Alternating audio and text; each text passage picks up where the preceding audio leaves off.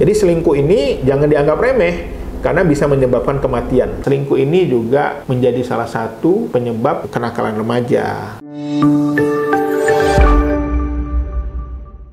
Assalamualaikum warahmatullahi wabarakatuh. Alhamdulillah hari ini kembali bersama Rumah Konseling. Kami akan menjawab pertanyaan dari rekan-rekan sekalian. Hari ini apa lagi nih pertanyaannya? Ini banyak sebenarnya yang nanya, terutama dari DM ya. Isu tentang perselingkuhan. Gitu ya. Pada bertanya-tanya sebenarnya apa sih yang menyebabkan seseorang tuh bisa berselingkuh? Iya.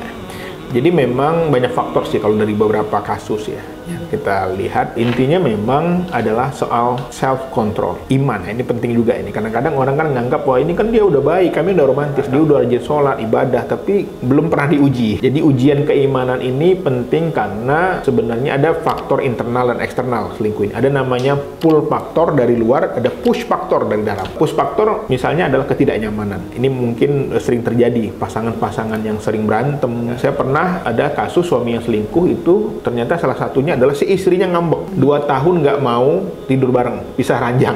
Itu ada juga. Jadi teman kosan berarti. Iya, jadi push faktor. Ada juga karena faktor misalnya selalu direndahkan. Ini ada juga. Jadi suaminya itu selalu dihina, diungkit-ungkit masa lalunya, dan akhirnya dia sakit hati. Tapi ada juga karena memang mengumbar pandangan. Nah ini sebenarnya kuncinya. Gatel lah. Ya. Gatel, genit ya. Jadi sebenarnya selagi kita tidak mengumbar pandangan, yakinlah pasangan kita yang paling baik. Tapi kalau kita sudah mengumbar pandangan, ini akan membuat kita itu akhirnya mudah tergoda. Karena sesungguhnya selalu pepatahnya mengatakan rumput tetangga selalu terlihat lebih hijau dari rumput sendiri. Padahal rumput tetangga itu rumput plastik, tidak original gitu ya. Kalau orang bertanya, Pak Iqbal, gimana sih caranya supaya kita setia? Satu, jaga pandangan. Kalau kita menjaga pandangan, tidak genit, tidak mengumbar, yakinlah bahwa kita bisa berhasil untuk menjaga keutuhan dan kesetiaan dalam rumah tangga kita. Dan selingkuh ini macam-macam sekarang. Ada yang mulai dari chatting-chatting, ngerayu-ngerayu, ada yang video call, ada yang pakai akun palsu. Bahkan dulu pernah ada kasus seorang suami yang dia itu menggunakan akun istrinya untuk mendapatkan kepuasan secara seksual dengan berpura-pura menanya temennya, lu gimana sih hubungan sama suami? Dan dia di situ mendapatkan cerita-cerita yang vulgar dan dia merasa itu adalah sebuah kesenangan. Ada yang selingkuh dengan membayangkan mantannya atau orang lain ya. Itu juga selingkuh kognitif namanya. Jadi ada namanya selingkuh kognitif, selingkuh emosional dengan berhubungan walaupun dia tidak mengatakan cinta tapi dia berusaha mengambil hati, menarik perhatian, ataupun selingkuh secara psikomotorik, secara fisik, seksual dan lain-lain. Jadi selingkuh kognitif terjadi karena akibat tontonan. Jadi tontonan ini juga bisa mengakibatkan orang membayangkan ketika berhubungan dengan orang lain, para artis, video-video porno itu juga sangat berbahaya karena ketika dia berhubungan dengan pasangan dia akan membayangkan orang-orang itu. Ataupun tadi ada juga yang karena CLBK, cinta lama belum kelar. Nah ini juga cinta lama belum kelar ya, reuni ya, itu banyak selingkuh gara-gara reuni ya. Makanya kemarin ada kasus di Sulawesi, orang suami yang marah kepada istrinya karena istrinya pulang malam sampai terjadi KDRT karena reuni. Jadi reuni ini memang menyenangkan ya, kita bertemu dengan teman-teman yang dulu lucu, polos ya, sekarang ingin cerita-cerita kayak dulu lagi, yang itu akhirnya membuat muncul godaan-godaan. Makanya kalau reuni boleh, tapi bawa pasangan, tetap menjaga adab, ya tetap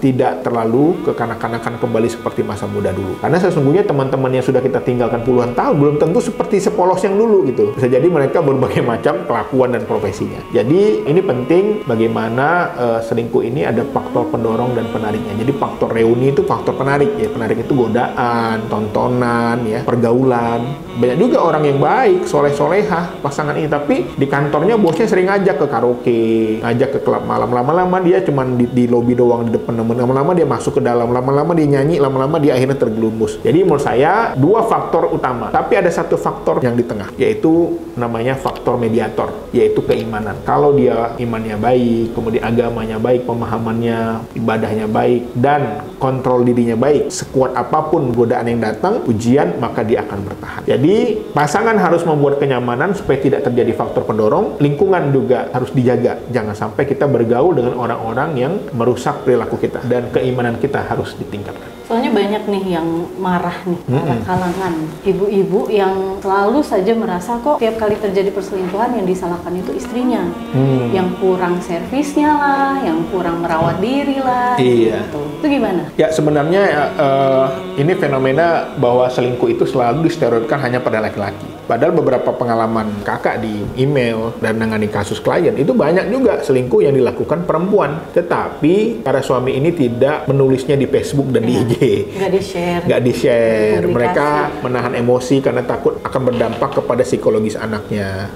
Jadi ada juga seorang suami yang email ke saya yang menyatakan bahwa istrinya itu kena penyakit menular seksual. Padahal selama gajinya semua ATM-nya sudah dipegang istrinya. Kok masih bisa? Ternyata istrinya ini ikut sosialita di kotanya. Ternyata si sosialita ini pengen jalan-jalan ke luar negeri dan dia nggak punya uang karena ikut-ikutan. Dan akhirnya dia ngerayu-ngerayu lah sama orang lain, sama om-om. Akhirnya dia terkena penyakit menular seksual. Jadi selingkuh ini jangan dianggap remeh, karena bisa menyebabkan kematian. Beberapa kasus yang kami dapati, orang-orang selingkuh itu menularkan HIV/AIDS dan juga termasuk menularkan infeksi menular seksual kepada pasangannya. Dan itu membahayakan. Belum lagi dampak secara psikologis kepada anak. Anak-anak yang orang tuanya selingkuh, dalam risetnya juga akan mengalami ketidakpercayaan kepada orang lain. Bahkan dalam beberapa kasus, lebih dari 50% klien yang selingkuh, orang tuanya, anaknya pun mengalami itu. Bahkan bercerai, dan anaknya pun akan bercerai juga. Jadi ini menjadi perhatian kita bahwa jangan anggap remeh selingkuh, karena selingkuh akan menimbulkan luka. Jadi perselingkuhan itu ternyata bisa menodai begitu banyak aspek ya, termasuk nilai kesakralan sebuah rumah tangga gitu. Betul. Jadinya ketika dinodai, akhirnya udah nggak ada sakral lagi gitu. Betul. Rumah tangga. Akhirnya dengan mudahnya gampang menyerah, berpisah gitu.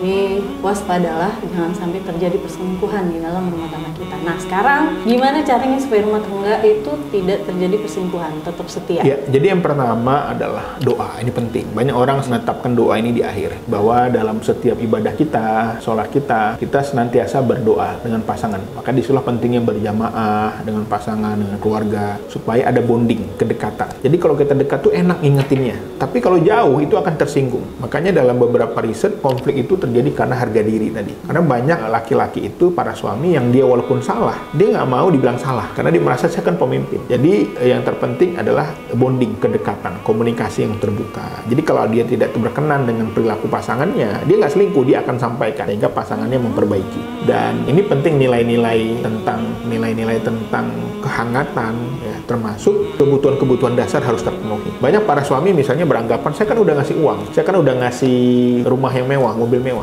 Bukan itu saja, karena para pasangan ini perlu apresiasi, perlu namanya kebutuhan psikologis, diapresiasi, dihormati, dihargai, dan yang paling penting adalah menurunkan ego, karena ego ini yang menyebabkan banyak orang bercerai. Kalau kita salah, minta maaf ya, bahkan kita selalu setiap hari minta maaf ya.